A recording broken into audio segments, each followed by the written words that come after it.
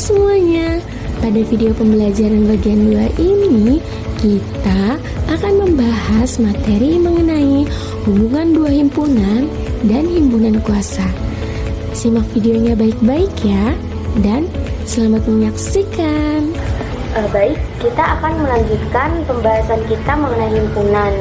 Kali ini kita akan membahas tentang hubungan dua himpunan. Yang pertama itu ada himpunan saling lepas. Nah, dua himpunan dikatakan saling lepas jika anggota kedua himpunan tersebut tidak ada yang sama. Nah, himpunan saling lepas dinotasikan dengan tanda dua garis miring. Kita langsung saja masuk ke contoh. Di sini terdapat himpunan A yang anggotanya 1, 2, 3, 5 dan himpunan B yang anggotanya 4, 6, 7. Nah, karena tidak ada anggota di himpunan A yang merupakan himpunan B juga, begitupun sebaliknya, maka himpunan A dikatakan saling lepas dengan himpunan B karena anggota himpunan A tidak sama dengan anggota himpunan B. Sehingga kita dapat menuliskan dengan A dua garis miring B, yang artinya himpunan A saling lepas dengan himpunan B. Nah, yang kedua ada yang namanya himpunan bagian. Himpunan bagian merupakan anggota suatu himpunan yang menjadi anggota dari himpunan lain. Nah, himpunan bagian dinotasikan dengan lambang seperti berikut, seperti huruf C ya, atau bisa juga kita sebut dengan subset. Nah, adapun yang bukan himpunan bagian itu dapat kita notasikan dengan lambang seperti berikut. Dia seperti huruf C namun kita coret gitu. Kita langsung masuk ke contoh. Misalnya P merupakan himpunan yang beranggotakan 11, 12, 13, 14. Nah, Q merupakan himpunan yang anggotanya bilangan asli antara 10 dan 15. Langkah pertama kita cari dulu nih himpunan Q-nya dengan cara mendaftarkan anggotanya, ya kan? Nah, bilangan asli antara 10 dan 15 itu kan ada 11, 12, 13, 14. Maka Q sama dengan buka kurung rawa 11, 12, 13, 14. Nah, karena anggota himpunan P itu ada di himpunan Q, begitupun sebaliknya, dapat kita simpulkan bahwa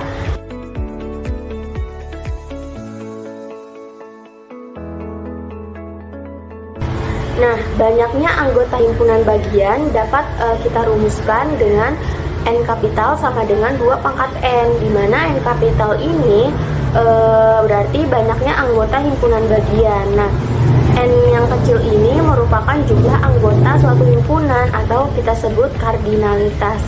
Kita langsung masuk ke contoh. Himpunan P yang beranggotakan 1, 2, 3. Nah, maka kardinalitasnya itu ada 3. Jumlah anggota himpunan ini itu ada 3. Nah, ditanya berapakah banyaknya anggota himpunan bagian P. Nah, berarti kita langsung masuk ke rumus. N sama dengan 2 pangkat N. Tadi kan N kecilnya itu udah kita ketahui bahwa 3 ya, jumlahnya 3. Maka 2 pangkat N sama dengan 2 pangkat 3. Itu hasilnya adalah 8. Jadi banyaknya anggota himpunan bagian P ada 8. Nah, himpunan bagian itu terdiri dari himpunan kosong, himpunan yang anggotanya 1, himpunan yang anggotanya 2, dan himpunan yang anggotanya 3. Nah, yang ketiga itu ada himpunan sama. Nah, himpunan dikatakan sama jika isinya atau anggotanya itu sama persis gitu. Seperti contoh, A merupakan himpunan huruf vokal pembentuk kata Nigeria. Nah, B ini merupakan himpunan huruf vokal pembentuk kata Amerika. Nah, huruf vokal ini kan ada A, I, U, E, O ya. Nah, maka dapat kita tentukan nih himpunan A berarti anggotanya itu terdiri dari E, I, dan A. Nah, himpunan B anggotanya terdiri dari A, E, dan I. Nah, karena himpunan A dan himpunan B memiliki anggota yang sama persis, maka dapat dikatakan bahwa himpunan A itu sama dengan himpunan B. Selanjutnya ada himpunan yang ekuivalen. Nah, dua buah himpunan dikatakan ekuivalen jika jumlah anggotanya sama, namun isinya tidak harus sama gitu. Jadi perbedaannya dengan himpunan sama itu, kalau himpunan sama anggotanya itu harus sama persis gitu. Kalau misalkan dia himpunan yang A itu 1, 2, 3, maka himpunan B-nya harus 2, 3, 1 gitu. Anggotanya tuh harus sama gitu. Nah, kalau yang ekuivalen, dia tuh yang penting jumlah anggotanya sama atau kardinalnya itu sama, maka himpunan tersebut dikatakan ekuivalen. Nah, seperti contoh nih, A merupakan himpunan 5 bilangan caca pertama. Nah, B merupakan himpunan 5 bilangan asli pertama. Nah, maka dapat kita tuliskan bahwa A itu anggotanya 0, 1, 2, 3, 4. Karena kan bilangan caca dimulai dari 0. Nah, himpunan B itu anggotanya tuh 1, 2, 3, 4, 5. Nah, karena jumlah anggota himpunan A itu ada 5, jumlah anggota himpunan B juga ada 5. Nah, maka kan kardinalnya sama. Nah, dapat dikatakan bahwa himpunan A itu ekuivalen dengan himpunan B. Baik, selanjutnya ada himpunan kuasa. Nah, himpunan kuasa merupakan himpunan yang beranggotakan himpunan bagian dari himpunan tersebut. Nah, himpunan kuasa bisa kita tulis dengan notasi PA gitu. Kita masuk ke contoh, misalnya A ini merupakan himpunan yang beranggotakan 1, 2, 3. Nah, maka himpunan bagian dari A itu terdiri dari himpunan kosong, himpunan 1, himpunan 2, himpunan 3, himpunan 1,2, himpunan 1,3, himpunan 2,3, dan himpunan 1,2,3. Nah, maka himpunan kuasanya itu himpunan yang beranggotakan himpunan bagian dari A tersebut gitu. Dapat kita lihat pada slide yang sudah ditampilkan. Baik, kita masuk ke contoh soal. Itu ada tentukan himpunan kuasa dari A yang anggotanya 2, 3, 4.